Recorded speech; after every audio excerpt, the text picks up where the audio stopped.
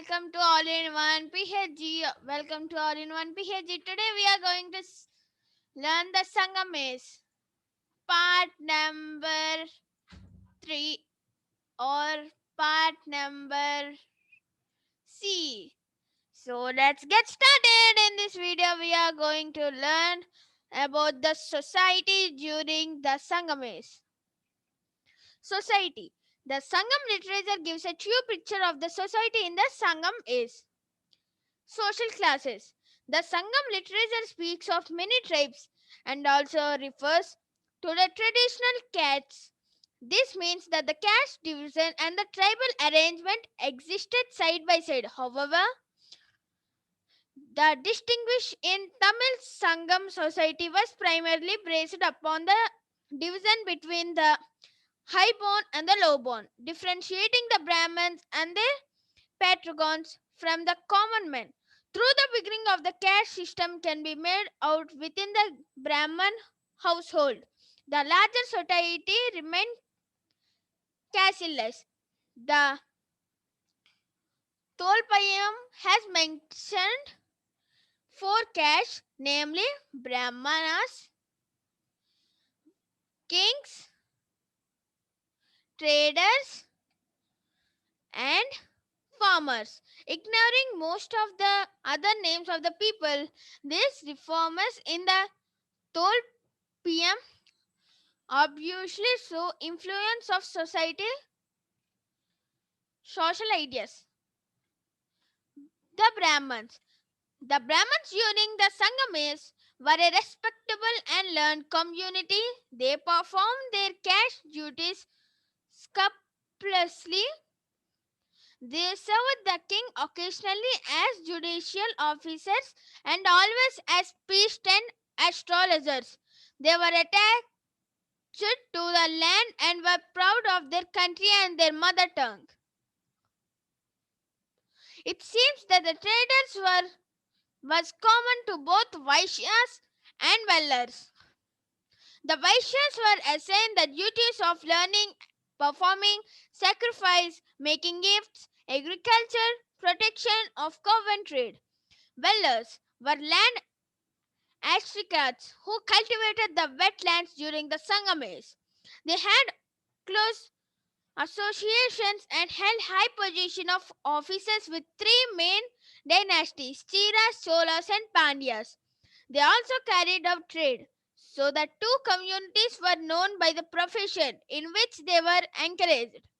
The ordinary plugmen were known as Ujhavur and the landless labor were known as Kadasiyar and Admiyai.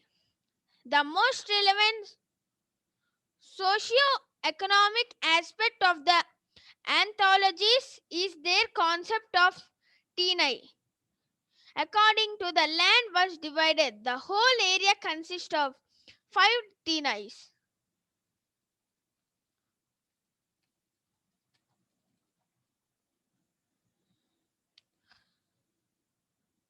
Or divisions, namely hilly backwoods, Kurinji, Patcher Jones, Palai, pastoral tract, Mulai, wetlands, Marutam, and littoral lands. The poems in the anthologies describe the mode of human adoption in each Tinai and the various social groups there. The inhabitants of hilly areas were hunters and gatherers. The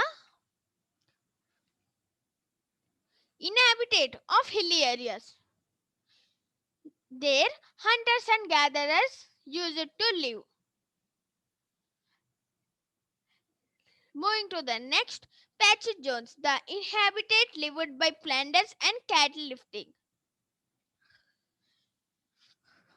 In the pastoral tract, the inhabitants substituted on shifting agriculture and animal husbandry.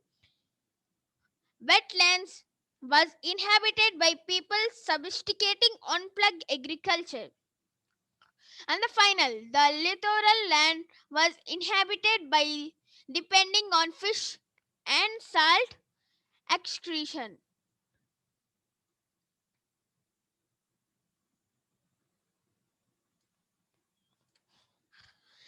Besides the above mentioned social groups, there are referred to some full-time craftsmen such as goldsmith, blacksmith and potters in the poem.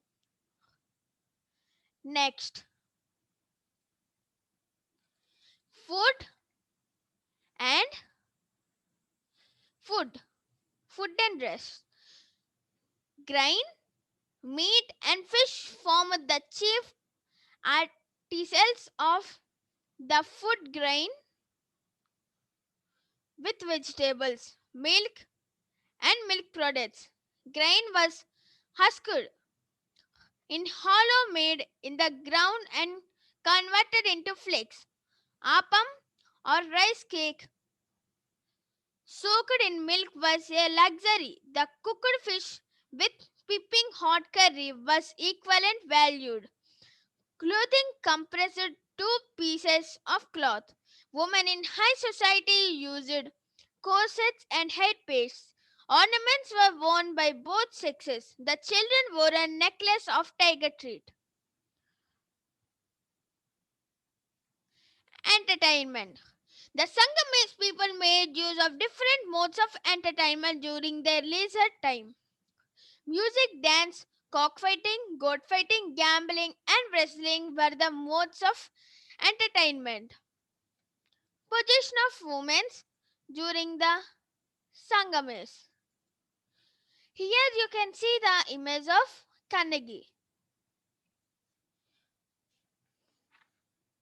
The Chira ruler.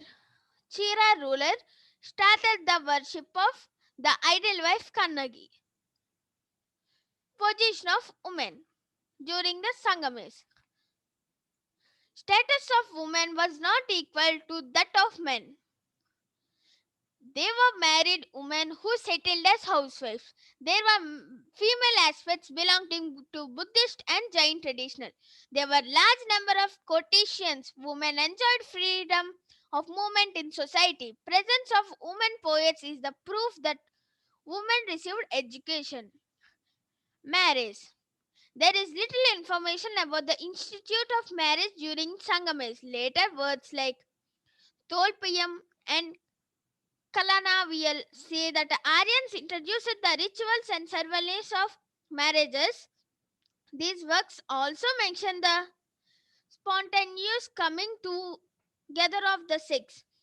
They distinguish secret marriage for the open alliances contracted with the consent of parents. They refer to the 8 forms of marriage known to the Sanskrit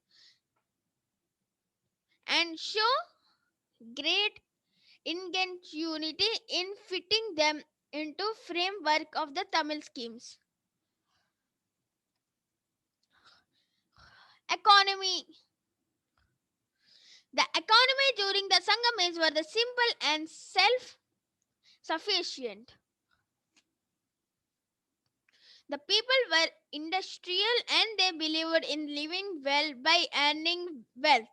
The Sangam literature points to the existence of both the wealth and the poor people in the society. The wealthy people introduced the kings and those who surrounded them.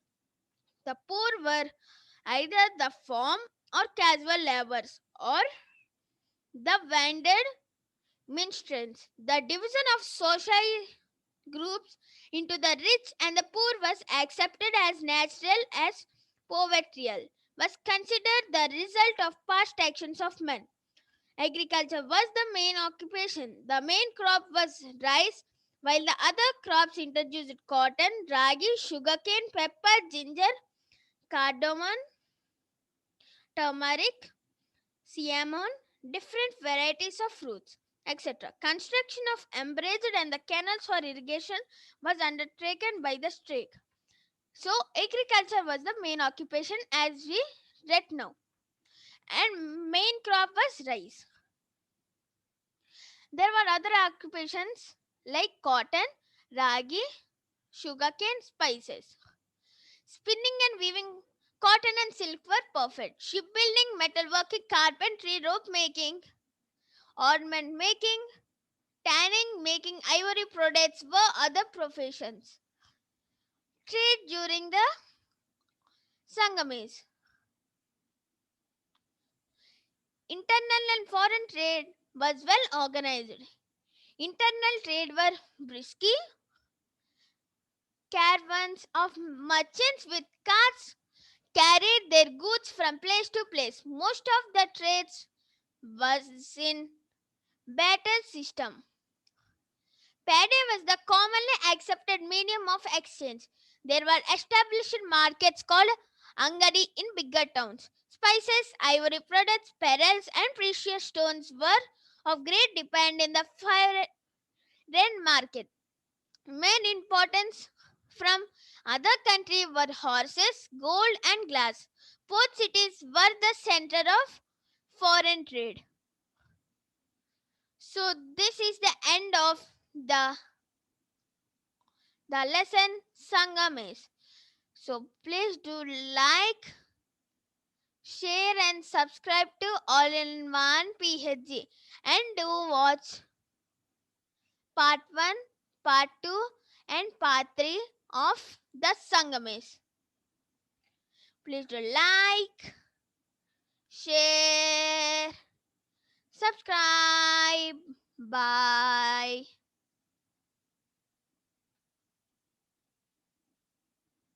All in one PHG, all in one PHG, all in one PHG, all in one PHG, all in one PHG.